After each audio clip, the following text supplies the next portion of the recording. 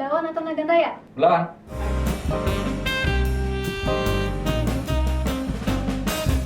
Assalamualaikum warahmatullahi wabarakatuh. Waalaikumsalam. Baik, sebelumnya kita buka masker dulu ya.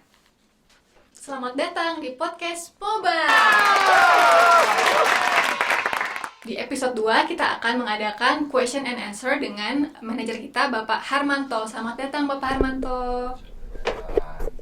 Selamat bergabung di UPK Belawan, Pak. Bagaimana kabarnya, Pak? Alhamdulillah sehat. Alhamdulillah. Jadi udah berapa lama, Pak, semenjak Bapak efektif duduk di UPK Belawan?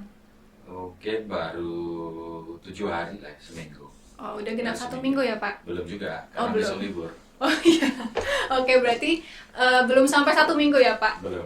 Nah, untuk beberapa hari di UPK Belawan ini, apa sih, Pak, yang Bapak rasakan berbeda dari UPK Nagan Raya sebelumnya?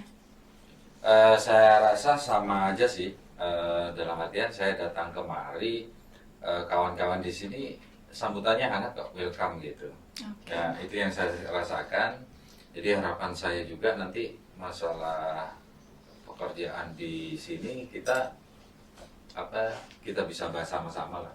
Gimana caranya UPK Belawan ini ke depannya di tahun ini kinerja kita harus yang terbaik di UKSBU gitu. Amin, amin. Jadi sambutan hangat dari rekan-rekan UPK Belawan, mudah-mudahan kedepannya juga kolaboratif ya Pak Iya, untuk kolaboratif. kinerja UPK Iya. Belawan ya. Baik, sekarang kita sudah mempunyai beberapa pertanyaan yang sudah kita kumpulkan di Google Form dan akan kita pilih secara acak mana yang akan kita bacakan dan mana yang akan kita bahas dengan manajer kita Pak Harmanto. Nah, kita langsung saja ke sesi question and answer atau Q&A bersama Pak Harmanto. Pertanyaan pertama kita buka dengan pertanyaan dari M. Rizky Nasution. M. Rizky ini Pak pemenang dari pegawai kompeten di UPK Belawan. Jadi kan kemarin ada pemilihan pegawai yang mempunyai core values dan dilakukan voting. Nah, M. Rizky ini menang sebagai pegawai yang kompeten. Nah, pertanyaannya, kira-kira mungkinkah UPK Belawan yang berbasis pembangkit termal besar memulai budaya EBT atau energi baru terbarukan? Mungkin dari pemakaian listrik sendiri yang kecil seperti penerangan. Terima kasih Pak, salam sehat. Monggo dijawab Pak. Kalau arahnya langsung ke IBT, memang kita agak berat ya. Agak beratnya karena bahan bakar kita kan dari fosil ya, bukan fosil. Cuman di sini yang bisa kita press salah satunya ya terkait pemakaian sendiri. Jadi pemakaian sendiri itu mungkin sekarang sudah banyak produk-produk itu yang yang hemat energi lah, minimal kan di situ. Tapi untuk menuju arah ke sana memang dibutuhkan effort yang sangat besar dari sisi pembiayaannya, effortnya karena kita kan harus mengganti fasilitas itu.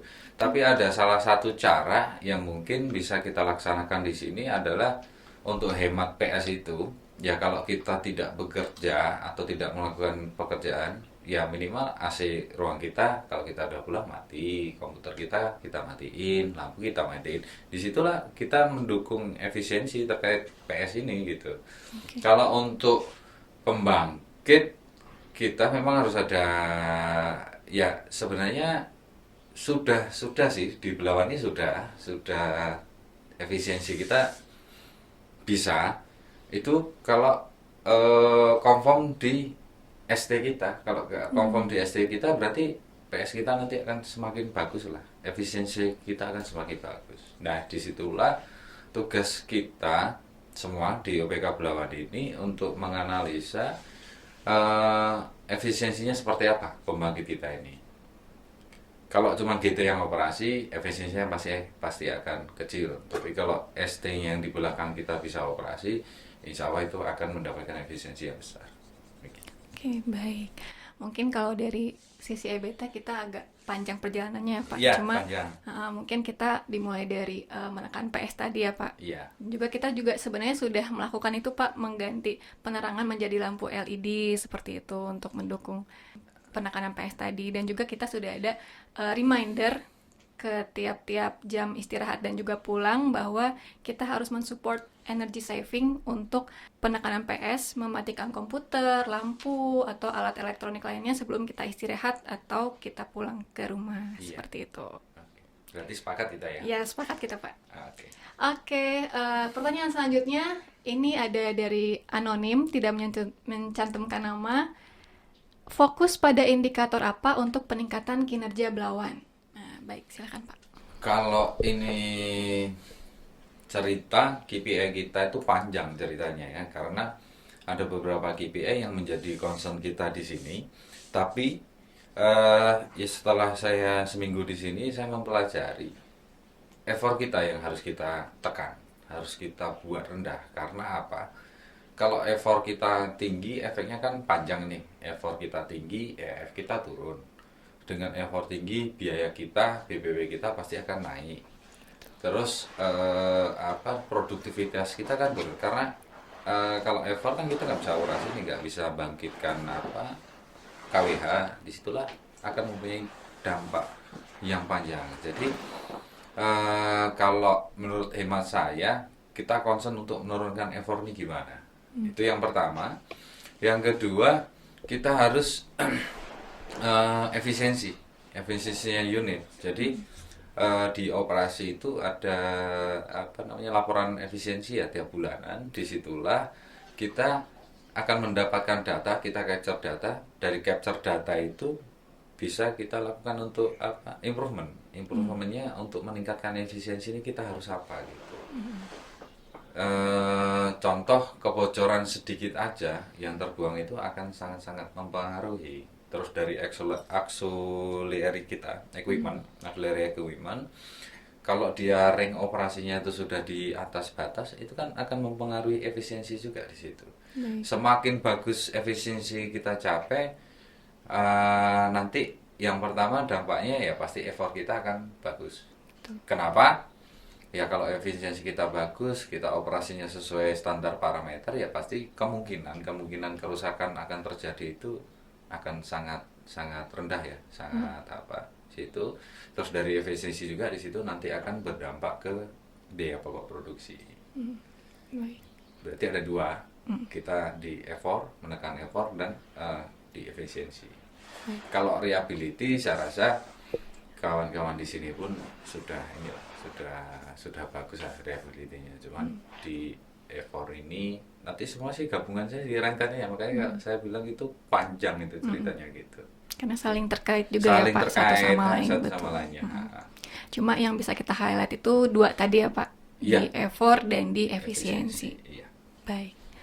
Oke Pak, baik, selanjutnya pertanyaan nomor 3 dari Om Toro. Wah, ini kayaknya sudah kenal sama Bapak kayaknya ya. Bapak masih suka ngopi ya? Ajak-ajak dong, dari Om Toro. Oh, kalau ngopi saya hobi ya. Hobi ya Pak? Hobi ngopi. Om Toro kalau mau ngajak aja. Saya orangnya free kok. Tapi ngopinya ngopi yang positif, saya bilang. Oh, ngopi yang positif. Berarti ada ngopi yang negatif ya Pak? Enggak juga. Kalau ngopi jam 3 malam kan enggak negatif juga ya. Negatif itu untuk kesehatan kita ya Pak? Iya, ngopi jadi, positif. Jadi kalau ngopi positif boleh ngajak langsung ke Bapak ya? Boleh. Silakan aja. Oke, jadi untuk Om Toro nih yang udah kirim pertanyaannya, boleh nanti langsung ajak Pak Harmanto untuk Japri aja sama saya. Japri, boleh langsung ya Om Toro, nanti ajak ngopi positif Pak Harmanto. Jangan ngopi jam 3 pagi. Karena itu negatif untuk kesehatan. Iya. Oke, untuk pertanyaan selanjutnya ada dari Mawar. Oh, ini nama samaran Pak, sebut saja Mawar. Sebutnya Mawar. Iya, karena di UPK Belawan nggak ada yang namanya Mawar Pak, kebetulan. Iya, Melati jadi ada ya? Melati nggak ada juga. Ini dari Mawar, menurut Bapak selaku seorang pimpinan, apabila dalam pemilihan seorang calon pimpinan, faktor apa yang menjadi kriteria tersebut? Dan apabila faktor tersebut sudah tercapai, mampukah Bapak memutuskan tanpa ada faktor emosional dan kepentingan, tetapi sesuai kelayakan dan kompetensi, dan memenuhi kaidah akhlak, andal, dan terbaik? Wah, lumayan agak panjang ya Pak. Agak komprehensif pertanyaan dari Mawar ini ya. Baik Pak. Anonim pula dia kan? Iya. Gini, kita seumpama ada fit proper atau kita milih seseorang untuk menjadi leader ya. Jadi ada dua faktor yang saya pertimbangkan di sini. Yang pertama adalah soft competence. Yang kedua, itu hard competence. Yang pertama kita lihat dulu adalah kalau untuk struktural yang pasti kita kan lihat kompetennya dulu. Anak ini atau kawan ini itu kompeten atau enggak. Itu yang pertama. Yang kedua adalah soft kompeten. Karena apa? Belum tentu orang yang kompeten, orang yang pintar itu bisa mimpin orang. Itulah apa yang dibilang itu fit proper, kelayakan gitu. Betul. Tapi saya di sini bisa menjamin ya, karena kan tim appraisal itu bukan saya sendiri. Betul. Saya kan butuh input dari manajer-manajer bagian yang di bawah saya. Insya Allah parameter saya yaitu hard competence sama soft competence seperti apa. Karena saya sampaikan di sini orang yang pintar itu belum tentu bisa mimpin orang. Betul. Karena gunanya sebagai leader itu bukan cuma pintar ya, tapi bisa menjahit ya. Menjahit semua staffnya atau supervisornya atau siapa menjadi satu kesatuan yang kompak gitu. Itu yang kita perlukan di sini. Karena apa? Soft competence itu memang agak susah kita bangun ya. Tapi kalau hard competence ada, kita maksudnya bisa kita lakukan pelatihan ini, pelatihan itu, pelatihan ini gitu kan.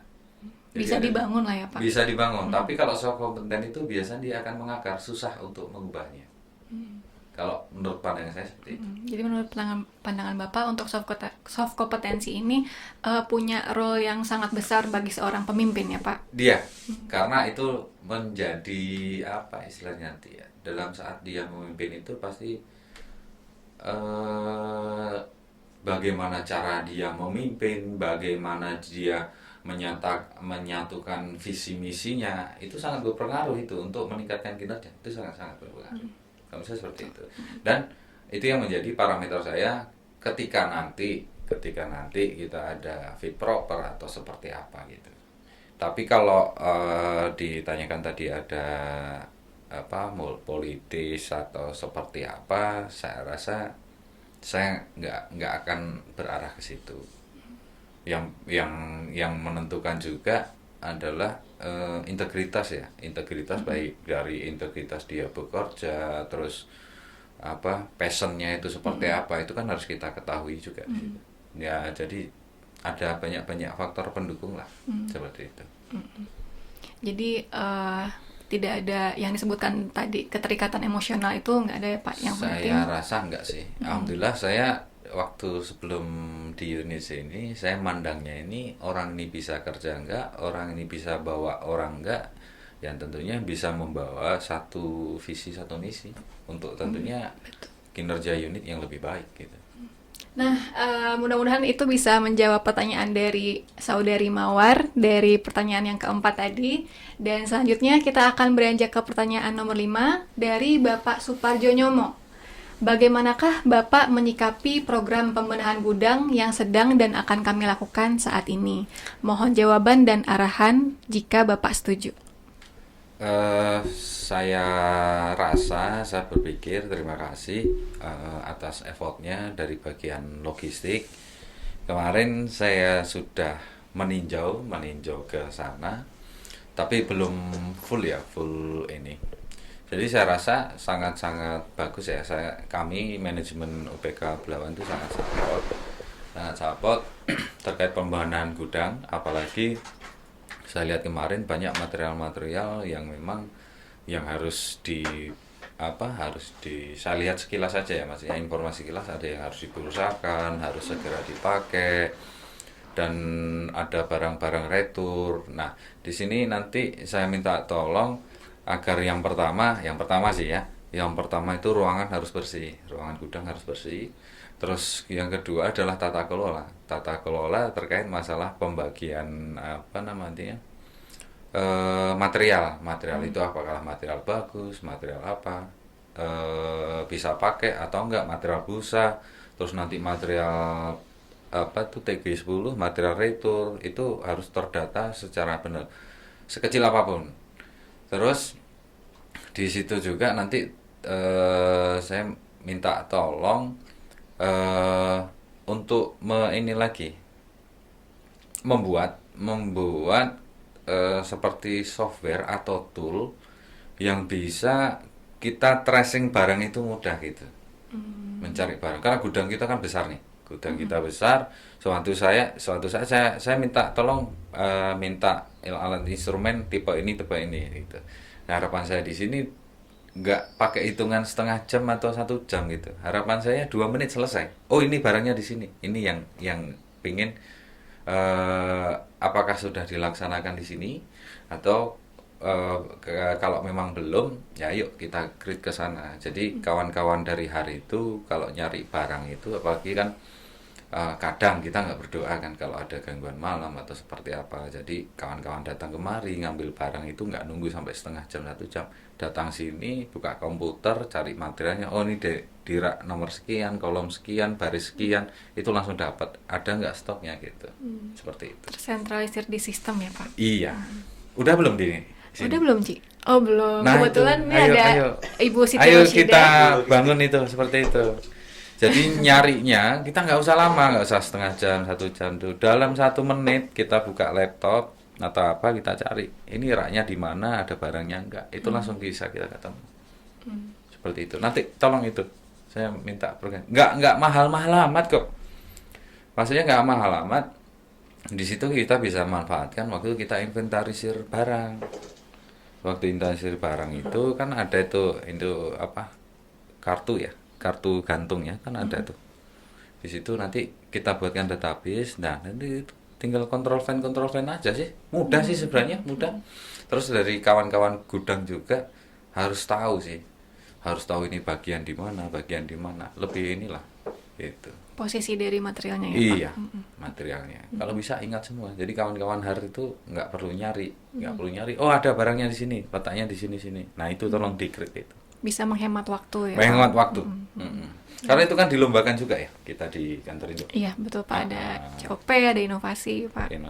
Itu ayo kita. Nah, mungkin jadi masukan ya buat teman-teman gudang, logistik dan inventory. Kebetulan ada saudari Oci dari bagian inventory control. Ini juga bisa menjawab pertanyaan dari Pak Suparjo Nyomo, yang mana tadi Pak Manajer sudah menyebutkan bahwa mensupport ya Pak. Sangat mensupport seluruh kegiatan yang dilakukan dari rekan-rekan gudang, dan juga ingin lebih meningkatkan lagi di kebersihan ruangan dan juga tata letak, dan tadi di inovasi material gudang seperti itu. Mudah-mudahan bisa menjawab dari pertanyaan Pak Suparjo. Nah, selanjutnya kita akan masuk ke pertanyaan nomor 6. Ini dari JF Simanjuntak.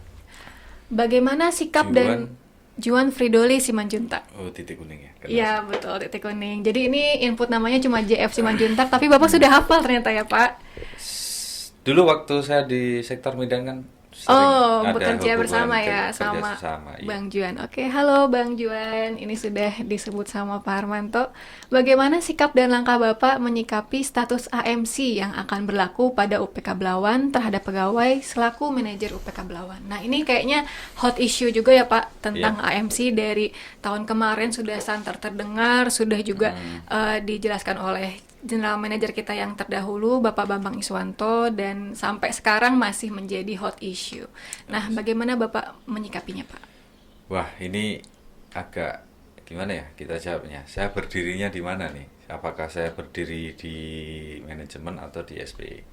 Karena memang kegalauan kawan-kawan, apalagi yang di sini ya, yang sudah jelas bahasanya akan di AMC.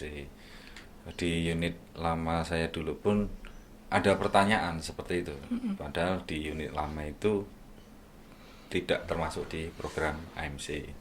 Nah, disinilah yang kita harus menyikapi sesuatu hal itu dengan bijak. Kenapa saya bilang seperti itu? Yang namanya perubahan itu kan pasti ada.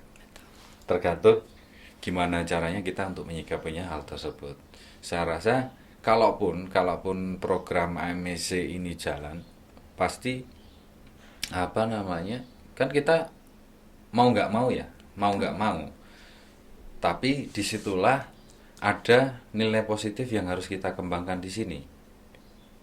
Kita harus mampu gitu, mampu dengan semuanya lah, semua aspek, semua sektor kita harus mampu.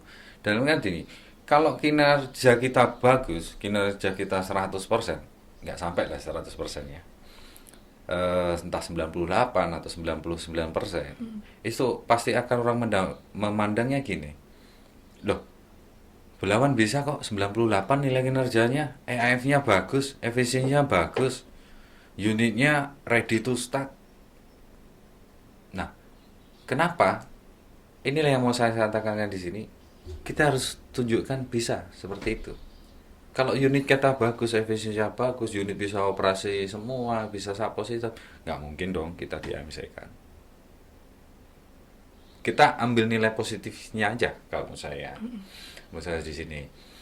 Karena di situ juga nanti akan membawa kita ke arah perubahan. Jadi ini belum bisa saya katakan, ini masih rumor. Karena saya bilang rumor kenapa? Karena SK direksi pun belum ada sih. Sampai dengan saat ini ya Pak. Setahu saya belum. Cuman apakah sudah, saya nggak tahu, itu ya nggak tahu. Tapi setahu saya sampai dengan saat ini saya belum melihat suratnya seperti itu. Tapi jangan takut kawan-kawan di Belawan. Inilah saatnya kita harus bisa membuktikan bahwasanya kita bisa mengelola pembangkit Belawan ini yang handal dan efisien. Seperti itu. Iya. Jangan takut, jangan takut. Karena apapun juga, kalaupun memang AMC ini jalan, kita kan masih jadi pegawai. Betul. Biarpun kalau nggak jadi pegawai holding, kita ke anak perusahaan ya, kan skemanya seperti itu. Tapi kan nggak semua nggak semua itu langsung ke anak perusahaan atau seperti apa. Tapi nanti kan pasti ada teknis pelaksanaan. Kalau menurut saya sih, menurut saya pribadi, mau di holding kah, mau di anak perusahaan, yang penting kita masih tetap kerja dan gajinya sama. Oke. Masih tetap memiliki gaji. Kalau saya seperti itu.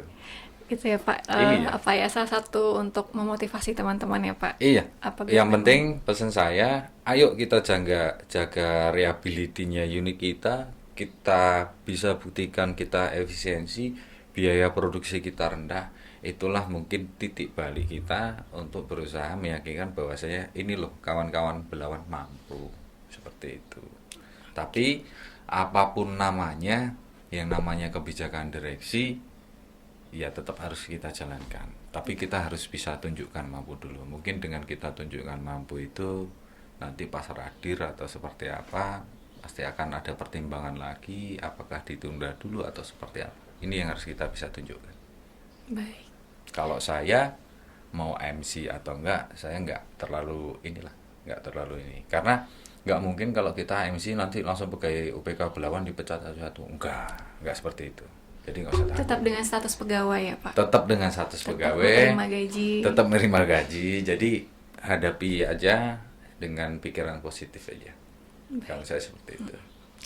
Ya, jadi betul seperti yang disebutkan Pak Manajer bahwa ini di luar kewenangan kita ya Pak. Iya. Jadi apapun nanti bagaimana skema AMC itu dilaksanakan atau bagaimana AMC ini dijalankan di UPK Belawan, ini kita masih belum tahu, belum menerima informasi, namun kita harus melihat dari sisi positifnya ya Pak. Iya, betul. Kita harus meningkatkan keandalan dan juga kita harus tetap menjalankan tanggung jawab yang diberikan dari perusahaan, baik dilaksanakan atau tidak AMC-nya, tapi kita harus tetap menjalankan tugas dan tanggung jawab. Seperti itu, mudah-mudahan bisa menjawab pertanyaan dari Bang Juan Fridoli Simanjuntak. Nah, selanjutnya dari anonim, tidak mencantumkan nama. Bagaimana Bapak dapat meyakinkan dispatcher untuk dapat mengoperasikan unit Belawan sebagai pembangkit baseload? Nah, ini agak bersangkutan juga ya Pak dengan pertanyaan sebelumnya. Sehingga dapat memperbaiki nilai BPP, sedangkan merit order UPK Belawan di bawah pembangkit lain yang lebih murah. Nah, ini saling keterkaitan ya antara pertanyaan yang sekarang dan sebelumnya. Silakan Pak, mohon ditanggapi. Oke. Kalau merit order memang yang pembangkit yang di sini ya, di mana? Di Sumatera Utara itu kan ada PLTA, PLTU Batubara, terus PLTP ya. Tapi PLTP pun bukan kita yang kelola, itu Access Power. Terus PLTG gas turbin yang di tempat kita ini, terus di Titik Kuning, di Nias gitu kan. Tapi mungkin kalau untuk Nias itu case khusus ya, case khusus dalam special artian case ya. memang di sana yang existing atau yang ada di sana itu adalah pembangkit PLDD. Jadi pasti akan di merit order. Nah, Terkait untuk memastikan atau meyakinkan bahwasanya eh, si siapa UPB ini di SPAT ini harus merit order ke UPK Belawan. Nah, balik lagi tadi yang ke poin 7 sama yang poin pertama. Berapa sih kita bisa seefisien untuk mengoperasikan unit? Karena kan Baik. ujungnya nanti ke NPHR ya. Kalau Betul. NPHR kita semakin rendah, pasti BBP kita akan bagus.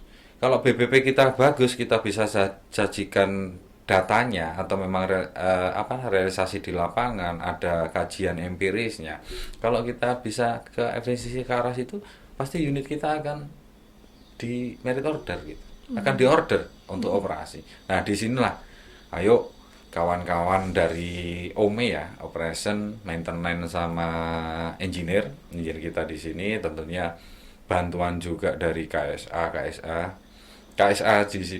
itu untuk mempelajari lagi arahnya apa aja sih untuk meningkatkan ke efisiensi ini. Kalau kita efisien pasti BBP kita rendah. Kalau BBT kita rendah pasti akan diorder. Tapi di sini supporting dari mana? Dari KSA juga ya. Dari KSA nanti bisa support terkait masalah apa diklat-diklat kawan-kawan kita itu mungkin kita bisa mapping dari manajer bagian masing-masing kira-kira kompeten apa sih yang harus kita bangun yang bisa tentunya mensupport program efisiensinya di UPK Belawan seperti itu. Berarti apabila kita melihat dari pertanyaannya ini kan lebih ke meyakinkan ke UPB ya Pak. Tapi Iya, kalau dari sisi Bapak mungkin kita pembenahan dari internal kitanya dari dulu kita ya Pak. sendiri. Iya. Kalau kita bisa membuktikan pembenahan kita lebih hemat, lebih BP-nya lebih rendah ya pasti mereka akan order ke kita gitu. Itu pasti, yakin. Karena UPB ini dia akan mengoperasikan pembangkit itu berdasarkan biaya produksinya berapa sih per KWH. Yang lebih hemat mereka akan operasikan. Seperti itu. Baik.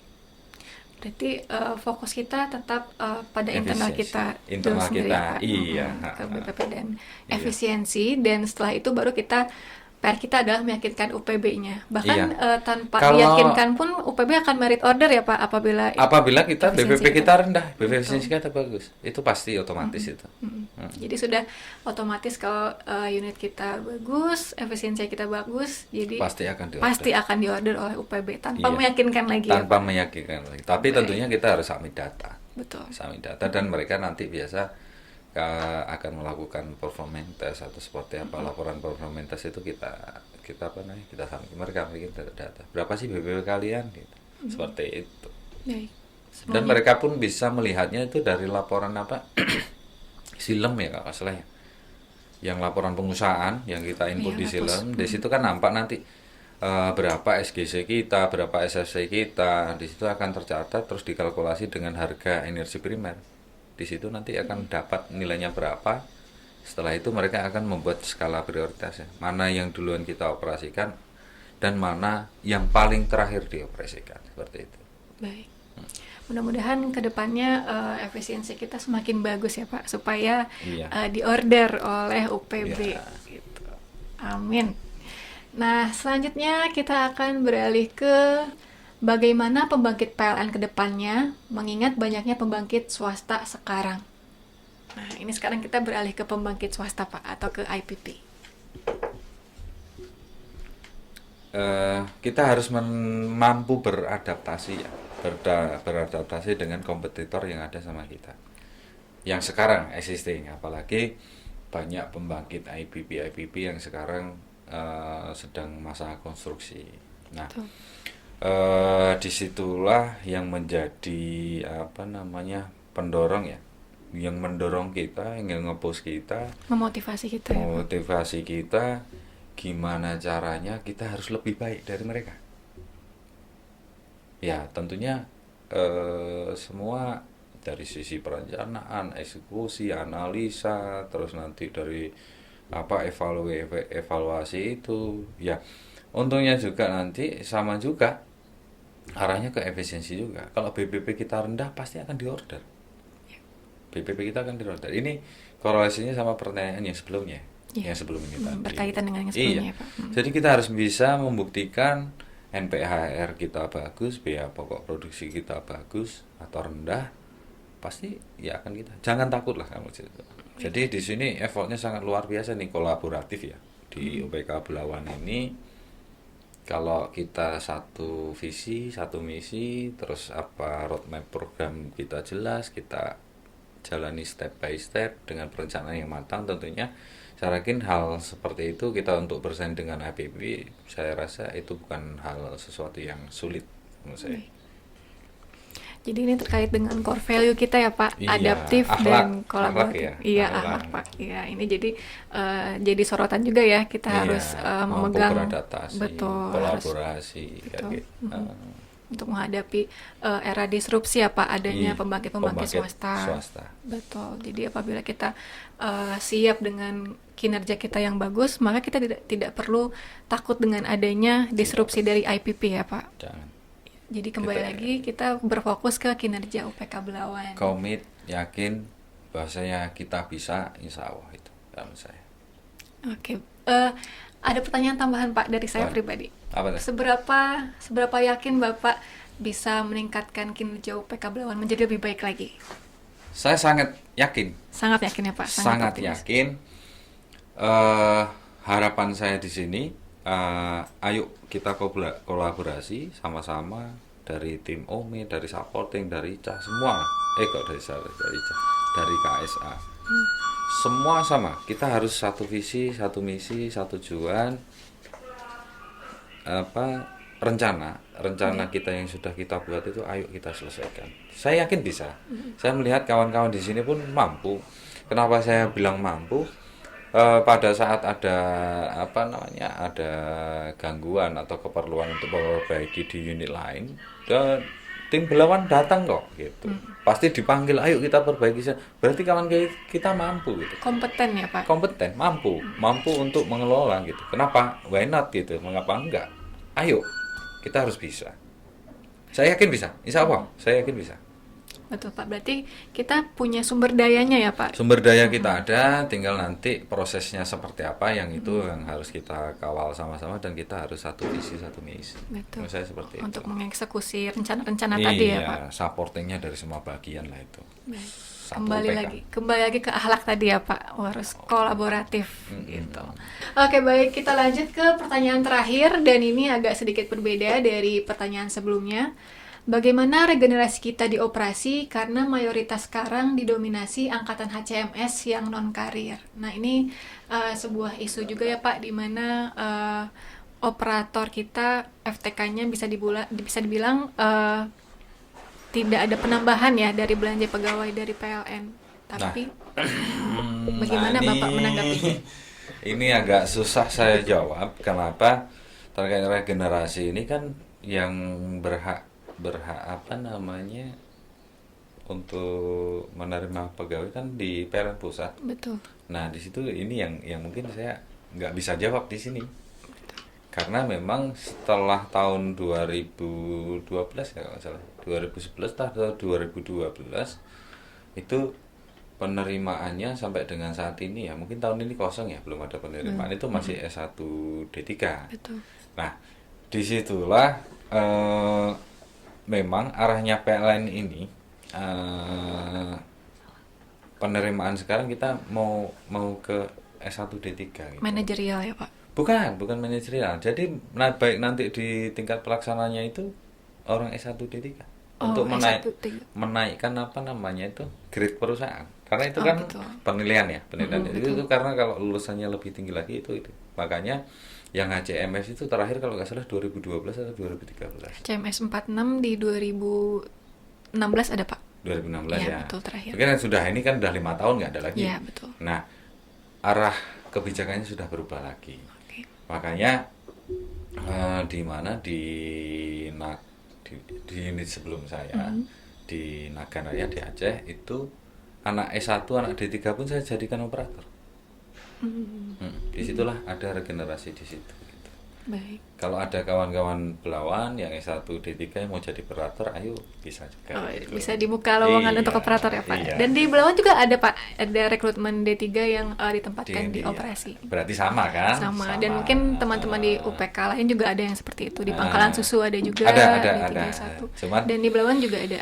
terkait masalah regenerasinya kan ya, nama regenerasi itu kan prosesnya panjang ya. Betul. Dan itu butuh proses, apalagi dengan penerimaan pegawai sekarang ini kan agak dikurangi. Betul. Dikurangi dalam artian dikurangi juga, ini menjadi tantangan kita juga ke depan. Supporting kita di operasional pembangkit itu, kalau kita tahu siapa namanya tenaga alih daya, sekarang aja nggak bisa replace kok. Betul. Mau dia resign, mau dia Meninggal dunia. atau dia dipecat atau separah, nggak bisa resign. Itu tingkat alih daya. Betul.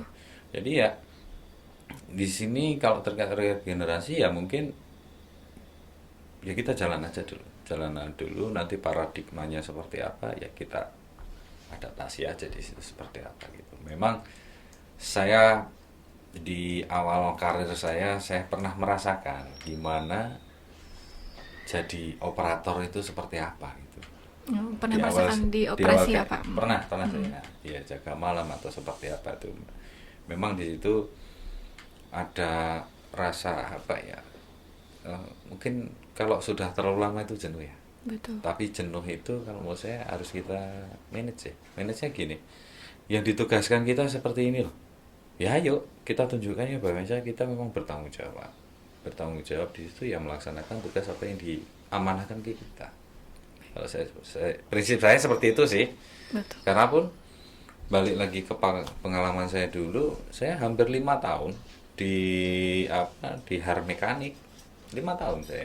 Jadi 5 tahun hard mekanik, habis itu ya udah saya jalani aja dengan penuh tanggung jawab, amanah seperti itu. Ya alhamdulillah sampai dengan saat ini saya kemari gitu. Baik. Nah, kalau boleh tahu Pak, kita agak sedikit menggali Apa tuh? di 5 tahun di hard mekanik tadi. Selain menjalankan tanggung jawab, kira-kira kegiatan apa sih Pak yang Bapak lakukan dulu untuk menjalankan hari-hari Bapak sebagai hard mekanik selain dari tugas dan tanggung jawab yang sudah dijalankan dari PLN? Saya kilas balik lagi ya. Saya masuk PLN itu tahun 2006. 2006 itu kalau nggak salah bulan Maret, awal Maret saya kontrak tanda tangan magang selama setahun. Itu saya di hard mekanik terus dipindah ke operasi jadi operator. Di 2007 itu saya terima SK di pemeliharaan unit. Saya dulu ngelola PLTD.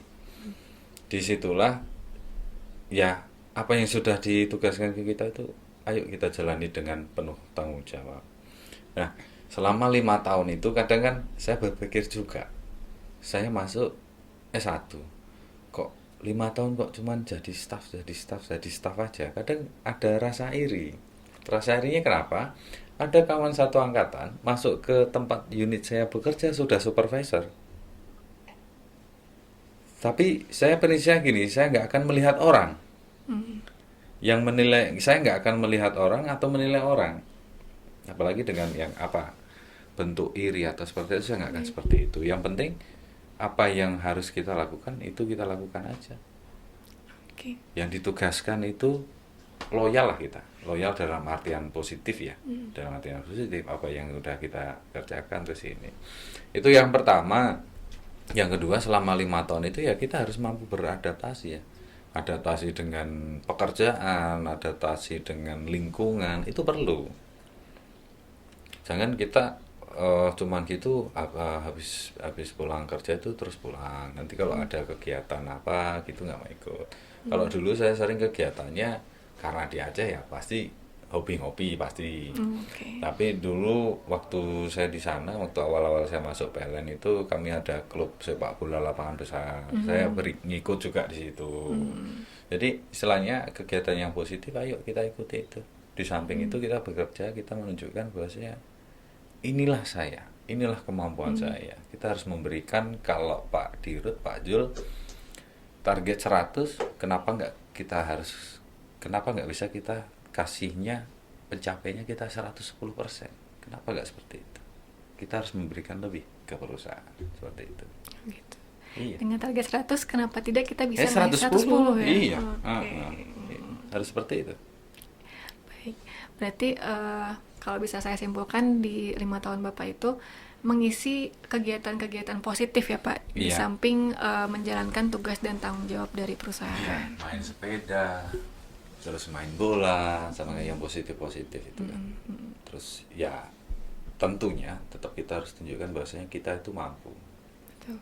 Ya, itu aja sih. Menunjukkan bahwa kita berkompeten, mampu ya Pak. Mampu, loyal, jangan demotivasi kita.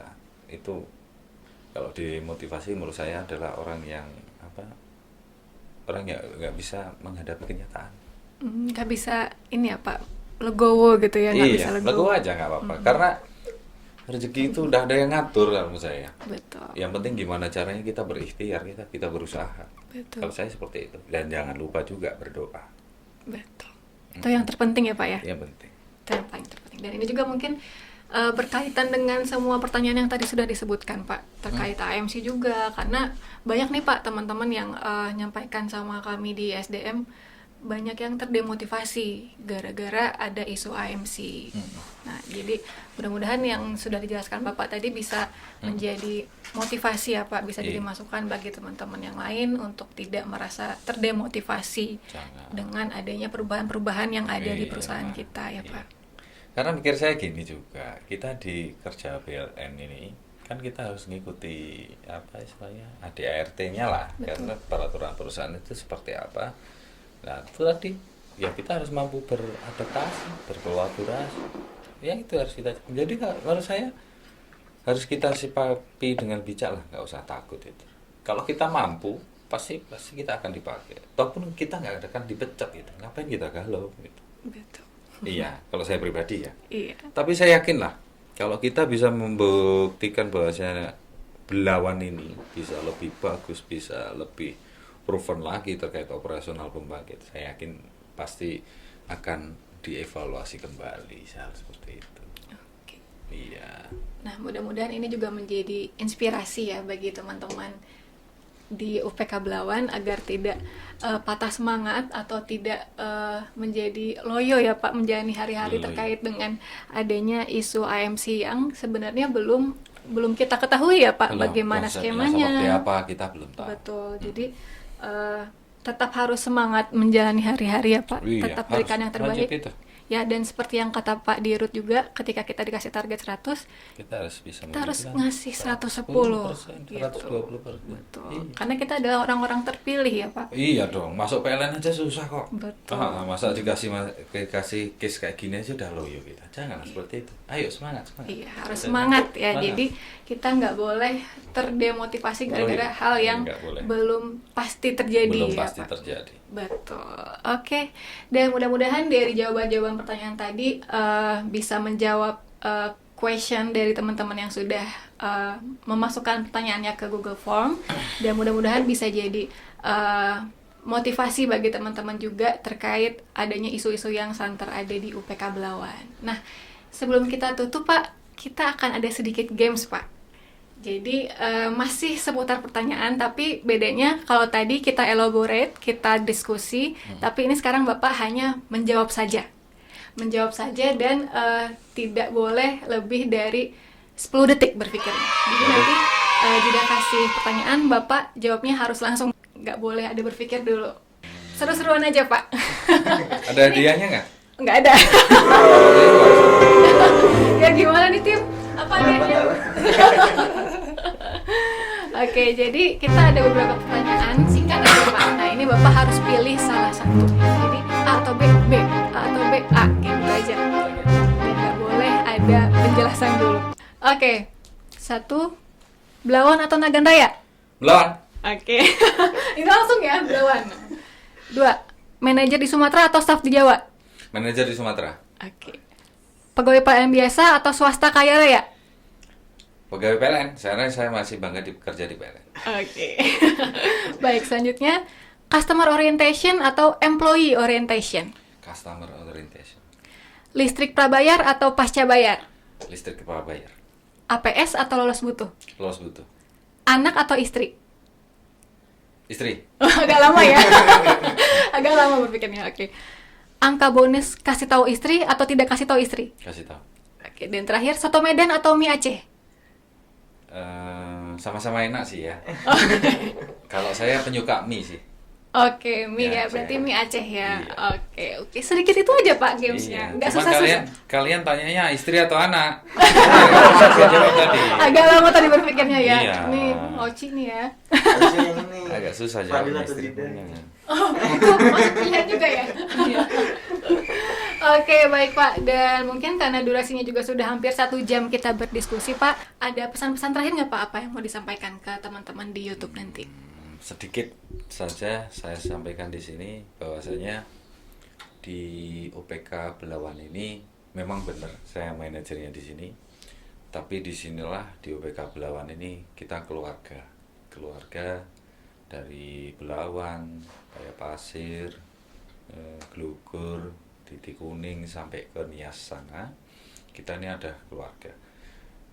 Kita di sini dituntut kolaborasi, nanti di situ kita satu misi, satu tujuan, dan satu lagi dalam hal keluarga itu kalau memang ada permasalahan atau ada kendala, ayo segera kita bahas sama-sama gitu. Jangan menunggu waktu. Kira-kira ada masalah apa sih?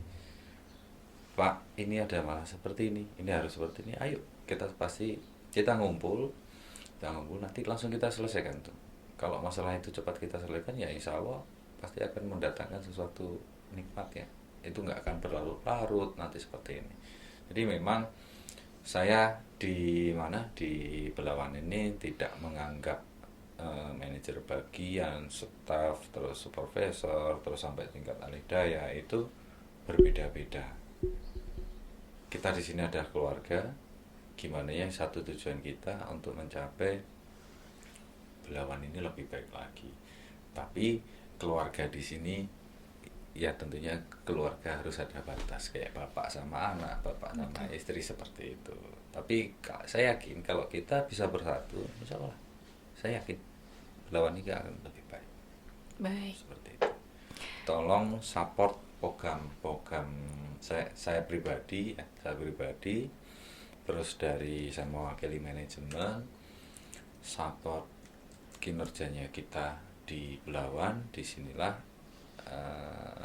kalau kita berkolaborasi, koordinasi yang bagus, insya Allah itu bukan hal yang mustahil yang bisa kita capai. Baik. Seperti itu. Oke.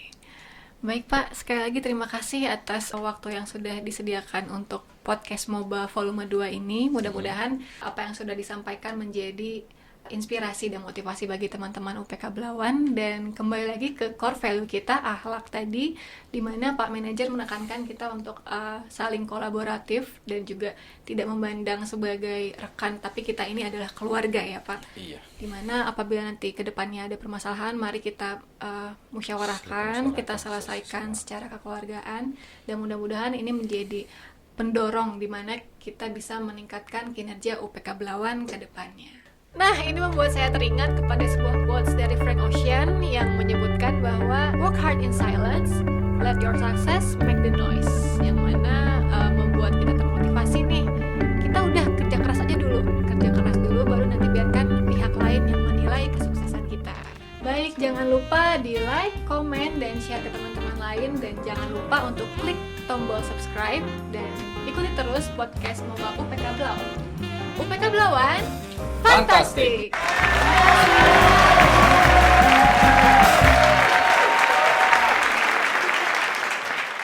Kanlah unit lain. Biarkan. Kok difokuskan sih? Aku bisa main badminton dulu.